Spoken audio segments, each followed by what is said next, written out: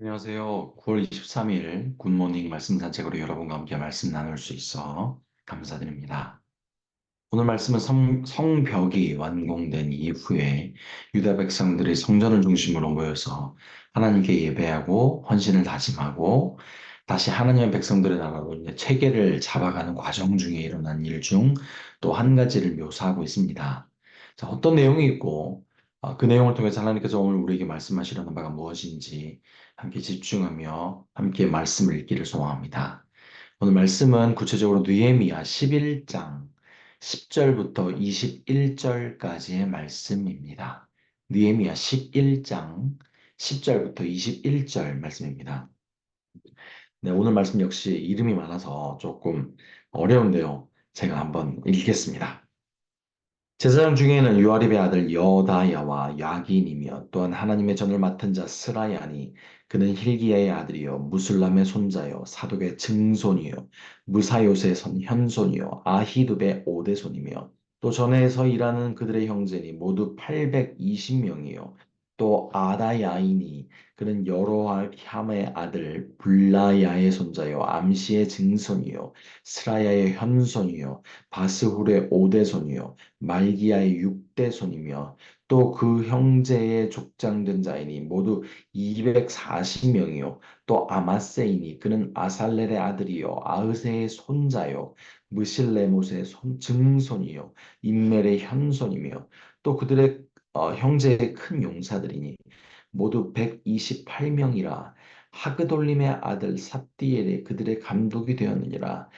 레위 사람 중에는 스마야이니 그는 핫숲의 아들이요 아스리감의 손자요 하사바의 증손이요 분리의 현손이며 또 레위 사람의 족장 삽부대와 요사바시니 그들은 하나님의 전 바깥 일을 맡았고 또 아삽의 증손 삽디의 손자 미가의 아들 mat다냐이니 그는 기도할 때에 감사하는 말씀을 인도하는 자가 되었고 형제 중에서 박부개가 버금이 되었으며 또 여두둔의 증손 갈랄의 손자 삼모의 아들 압단이 거룩한 성의 레위 사람은 모두 284명이었느니라. 성문지기는 악굽과 달몬과 그 형제이니 모두 170명이며 그 나머지 이스라엘 백성과 제사장의 레위 사람들은 모두 성읍에 흩어져 각각 자기 기업에 살았고 느디님 사람 온 오벨에 거주하니 시하와 기스바가 그들의 책임자가 되었느니라. 네, 다 읽었습니다. 오늘날 우리는 말씀의 홍수 시대에 살아가고 있습니다. 이제는 우리의 큰 분신이 되어버린 스마트폰을 통해서 그 인터넷을 쉽게 접할 수 있는 이 시대에 살아가고 있기 때문이죠. 그래서 우리는 어느 곳에서든지 언제든지 스마트폰을 통해서 우리가 속한 교회뿐만 아니라 세계 각지의 교회에서 펼쳐지는 교회 예배에 참여해서 선포되는 말씀을 들을 수가 있습니다. 자, 그런데요. 이 사실은 오늘날 우리에게 주는 매우 좋은 점이자 또한 위험한 점이기도 합니다. 왜냐하면 말씀을 가까이서 언제든지 어디서든지 들을 수 있고 대할 수 있다는 점에서는 참 좋은 점이나 검증되지 않은 단체나 혹은 교회 이름은 달고 있으나 분명히 잘못된 곳에서 선포되고 표현되고 있는 그 잘못된 인터넷 쏟아내고 있는 그 말씀이 많기 때문입니다. 그러나 그것을 우리 성도님들이 하나하나 무엇이 바른 것인지 분별해내기는 참 또 어려운 것 같습니다. 자, 그래서 인터넷으로 말씀을 들으실 때는 항상 목회자님들이 이렇게 추천하지 않습니까? 섬기는 교회 중심으로 듣되 다른 설교를 꼭 들으실 때는 분명히 검증된 교회 것들만 들어주시기를 요청드리고 있죠. 제가 서두에 이 말씀을 드린 그 이유에 대해서 한번 생각해 보시며 오늘 말씀의 내용으로 그래서 함께 들어가기를 소망합니다. 오늘 본문에는요, 제가 좀 읽기가 힘들 정도로 좀 수많은 사람들이 등장합니다. 그리고 이 모든 사람들은 성전 사역을 위한 사역자들이었습니다. 당시 포로 후기 시대에는 유다 백성들에게 성전의 기능과 그 역할이 특별히 상당히 중요했습니다. 그들은 오랜 기간 이후에 정말 어렵게 그 성전과 성벽을 건축할 수 있었고, 자, 그 과정 속에서 그 하나님의 성전을 중심으로 그들이 하나 된다는 것이 얼마나 중요한지 깊이 깨달았죠. 그리고 또한 그 다시 건축된 하나님의 그 성전이 얼마나 그들에게 중요한 것인지를 알 수 있는 사실이 오늘 본문 속에 담겨 있는데요. 바로 성전 안팎에서 일했던 제사장과 여러 사역자들의 숫자를 통해서입니다. 일단 그 숫자는 당시 인구를 고려했을 때 매우 많은 숫자였습니다. 먼저 제사장 숫자인데요. 그 숫자가 가장 많았습니다. 성전 내부에서 일한 제사장이 822명, 성전 밖에서 성전을 위한 제사장이 또 370명이었어요. 이 많은 제사장, 이 많은 제사장들이 했던 일은 예배와 제사 의식을 관련된 그 일들 외에도 주로 백성들은 가르치는 일을 담당했었습니다. 그리고 성전을 위해 일한 레위 사람들도 참 많았는데요.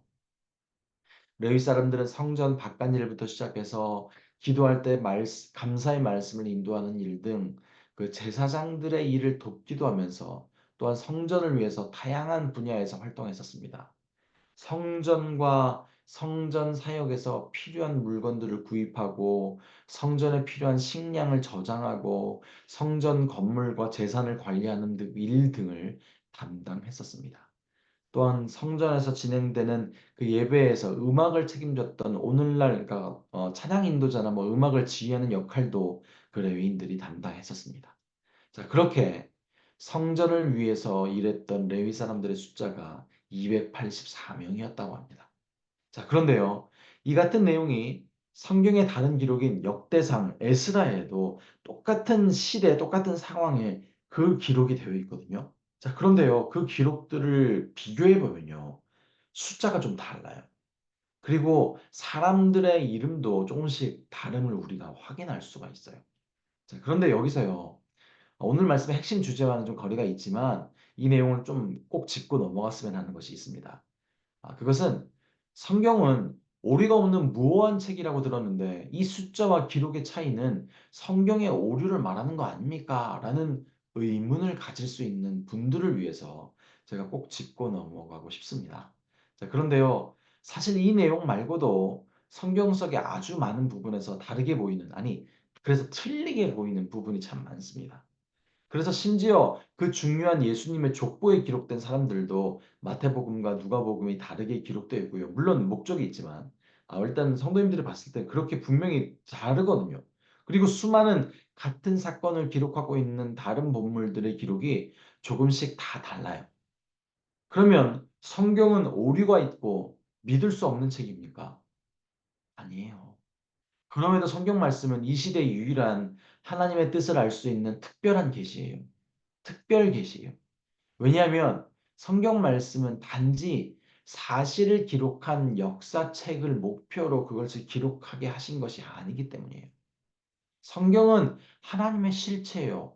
하나님의 뜻과 마음이 온전하게 드러내게 하기 위한 목표로 하나님께서 수많은 기자들을 통해서 여러 가지를 기록하게 하시고 그 기록을 성경 말씀으로 봉인하게 하신 책이죠. 그러기에 성경 말씀을 통해서 하나님의 지식과 그 뜻이 온전히 드러나는 것이 그것에 오류가 없기에 우리는 성경 말씀을 향해서 무오하다라고 표현하면서 오직 성경 말씀을 통해서만 하나님의 뜻을 바르게 발견할 수 있는 겁니다. 그래서 오늘날 오직 성경 말씀만이 하나님이 이 시대에 주신 유일한 특별 계시입니다. 자, 그래서요, 오늘 본문으로 돌아와서 레위인들은 그렇게 다양한 분야에서 제사장들의 조력자로서 사역했었어요. 그렇게 그들의 모든 일 또한 그 목적이 오직 하나님을 예배하고 그 성전을 위한 것으로 집중되어 있었습니다. 추가적으로요, 성문지기가 또 172명이나 있었대요. 그리고 나머지 사람들이 또 유다 성읍에 흩어져 살았대요. 자, 또한 성전의 막일꾼으로 일했던 느디님 사람들도 있었대요. 그들은 전쟁 포로들의 자손이었는데요. 그들 중에 일부는 유다 사람들이 귀환할 때 같이 귀환한 사람들도 있었고 그곳에 계속 살고 있었던 사람들도 있었대요. 자, 그래서 그들 역시 하나님의 성전을 위해서 열심히 일을 했었다고 합니다. 자, 그렇게 오늘 느헤미야 본문에 기록된 하나님의 성전을 위해서 사역하고 헌신했던 핵심적인 사람들의 숫자만 정리하자면 제사장만 1192명, 레위 사람은 284명, 성문지기는 172명이었습니다.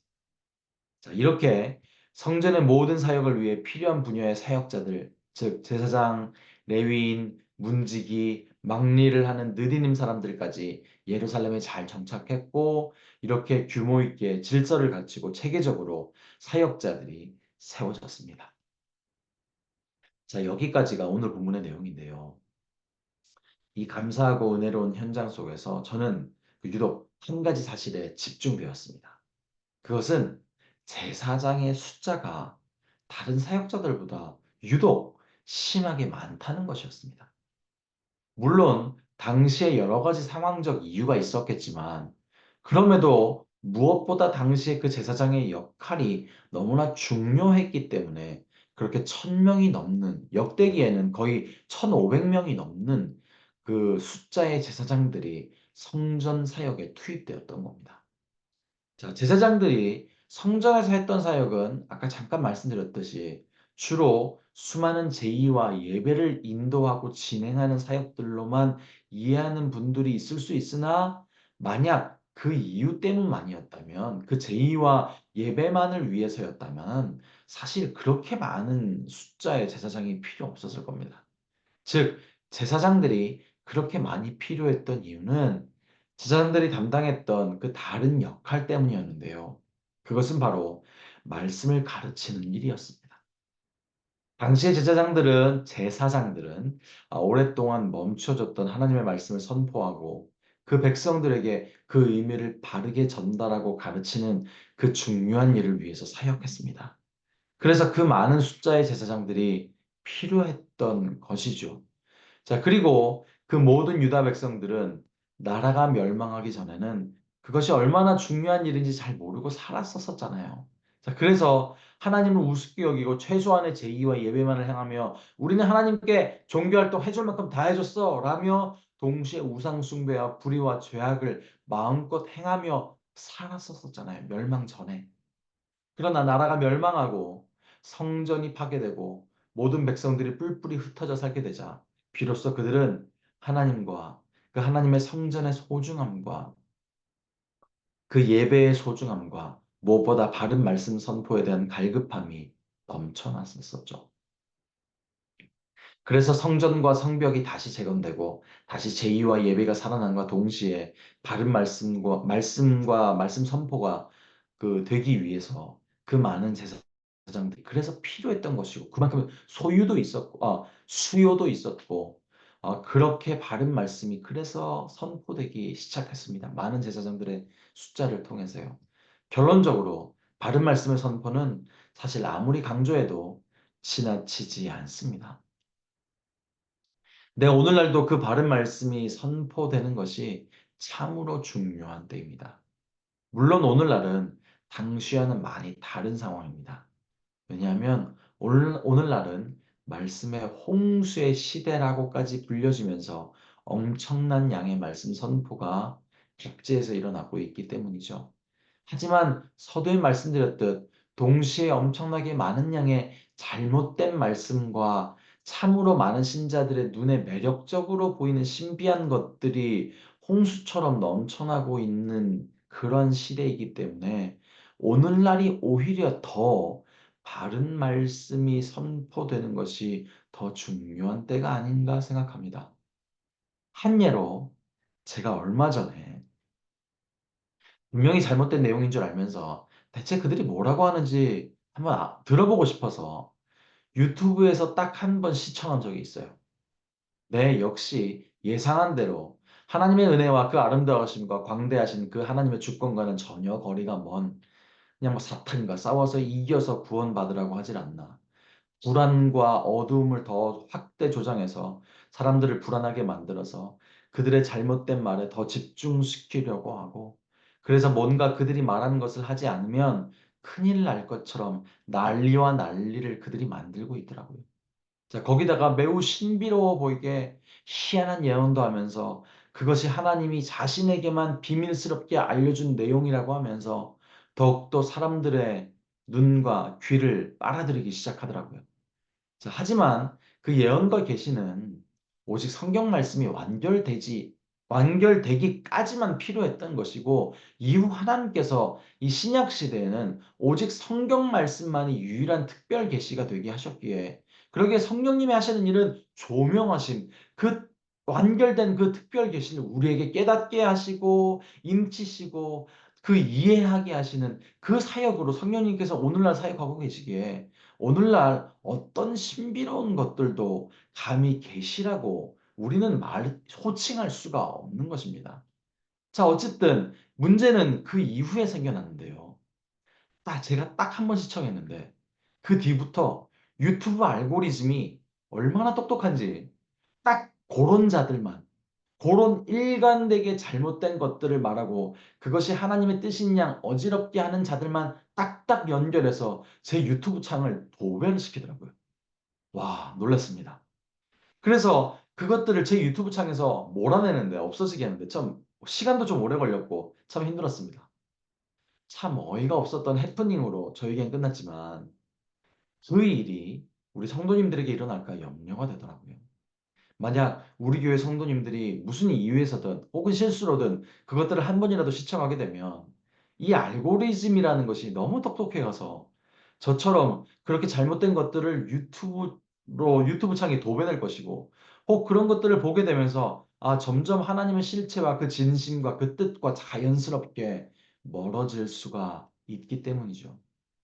그러기에 이 시대는 하나님의 말씀을 가장한 거짓이 홍수처럼 넘쳐나는 시대이기에, 여러분께서 유튜브나 인터넷으로 말씀을 시청할 때는 우리 교회에서 선포되는 말씀을 중심으로 들어주시되, 혹 다른 설교를 들으실 때는 분명히 검증된 교회의 것들만을 들어주시기를 요청드립니다.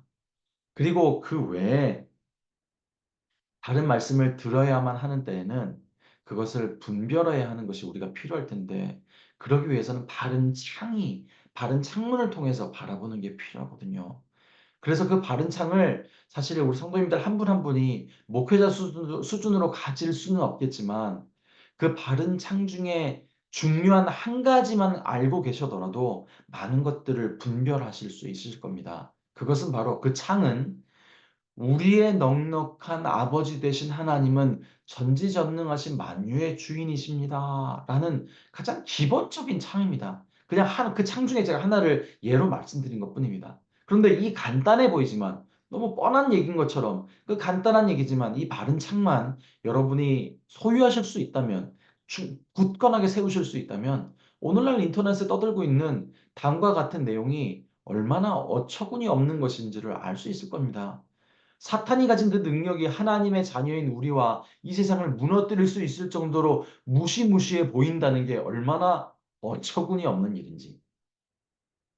하나님의 은혜와 사랑의 권능이 아닌 그 어둠의 세력과 싸워 이겨야지 우리가 구원을 받고 이 세상이 뭐 이렇게 하나님의 나라 왕국이 완성이 되고 그렇게 살아남을 수 있다든지, 그렇게 하나님의 주권을 무시한다든지, 또한 전능하신 하나님이 기록하게 하시고 봉인하신 성경 말씀이 아닌 새로운 계시를, 좀 신비로워 보이는 그 비밀을 말하는 어떤 사람의 말이 더 대단해 보이고 더 신비로워 보인다든지, 이것이 얼마나 어처구니 없는 일인지.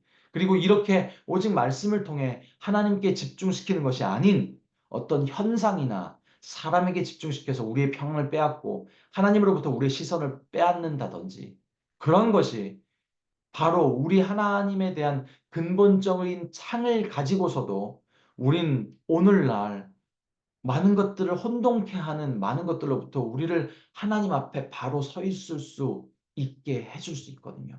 물론 더 많은 것을 저 성도님들이 우리 목회자를 통해서 배우고, 또 그 말씀을 통해서 그 창의 크기를 더 굳건하게 바르게 세우면 더 많은 것들을 우리가 분별해낼 수 있을 겁니다. 자, 그렇습니다. 오늘 본문의 상황에서 성전과 성벽이 재건된 이후 다시 하나님의 백성으로 세워지는 그 시점에 가장 중요했던 것이 바로 바른 말씀의 선포였습니다. 또한 오늘날 이 말씀의 홍수의 시대에 아니, 말씀의 혼돈의 시대에 과거 어느 시대보다 바른 말씀의 선포와 바른 말씀을 구분하는 것이 어렵고 그러기에 또한 중요한 때 오늘날 우리는 그리고 우리 교회는 참된 하나님의 말씀의 파수꾼으로서 하나님의 말씀의 반석 위에서 교회와 가정과 우리 자신을 지켜야 합니다. 칼을 들고 창을 들고 싸우라는 게 아닙니다. 그저 오직 삼위일체 하나님의 아름다우심과 높으신 뜻과 즉 그 크신 주권만을 높이는 바른 생각과 가치관으로 눈으로 성경 말씀을 바라보고 이 세상을 바라보며 하나님의 자녀의 권세로서 넉넉히 견디며 넉넉히 절제하며 넉넉히 품으며 넉넉히 이기며 나가야 될 것입니다. 바로 그렇게 바른 말씀 중심 위에 선 여러분을 중심으로 하나님 나라가 비로소 이 땅에 세워지기 시작할 것이며 굳건해지는 역사가 여러분의 오늘 가운데, 여러분의 인생 가운데 넘치시길 간절히 소망합니다. 기도하겠습니다. 하나님, 주님 찬양합니다. 이 부족한 종의 입술을 빌어 오직 하나님의 그 주권만, 그 하나님께서 이 세대에 세우신 그 말씀만, 또한 그 말씀을 바라볼 수 있는 가장 기본적인 하지만 중요한 그 하나님에 대한 바른 지식을 가지고 이 우리 성도님들이 한 분 한 분이 오늘 하루를 바라보며 그것을 분별해내며 그것을 지키며 하나님의 자녀의 권세로서 이겨나갈 수 있는 그런 역사가 오늘 가운데 또한 우리 성도님들 한 분 한 분의 인생 가운데 넘치게 하게 하여 주시옵소서. 그렇게 하나님 굳건한 장성한 하나님의 자녀로서 하나님 조직하시고 또한 인도하시고 붙잡으시고 채우시는 역사가 있게 하시옵소서. 그렇게 축복하시옵소서. 예수님 이름으로 기도드렸습니다. 아멘. 이 시간 합심으로 기도의 주제를 나누기를 소망합니다. 먼저 오늘 말씀을 통해서 확인했듯 무한하신 하나님의 자녀의 권세와 그 시선으로 그 말씀과 세상을 바르게 바라볼 수 있는 우리 한 사람이 한 사람이 될 수 있도록 함께 기도해 주십시오. 그리고 하나님이 세우신 우리 교회의 비전을 위해 기도합시다. 예수 산책, 오직 말씀으로, 오직 참 제자로, 오직 미션을 공동체로 교회가 세워져 나갈 수 있도록 기도합시다. 그리고 하나님께서 허락하신 우리 교회의 모든 예배와 행사와 여러 사역을 통해서 오직 하나님의 바른 뜻과 마음이 온전히 선포되고 그 말씀을 중심으로 온전히 하나 된 교회가 될 수 있도록 기도해 주십시오. 그리고 남아공 선교사님인 김종현, 이홍란 선교사님을 위해서 그리고 각 목장에서 섬기시는 선교사님들을 위해서 그리고 모든 육체적 아픔 가운데 계신 분들 한 사람 한 사람 가운데 하나님의 만지심과 간섭하심과 치료하심과 인도하심이 넘치도록 그리고 이해할 수 없는 환경들 경제적으로 또한 신분적으로 여러 관계적인 문제 가운데 어려움 겪고 있는 성도님들을 위해서 이 시간 합심으로 기도하겠습니다. 다 같이 기도합니다.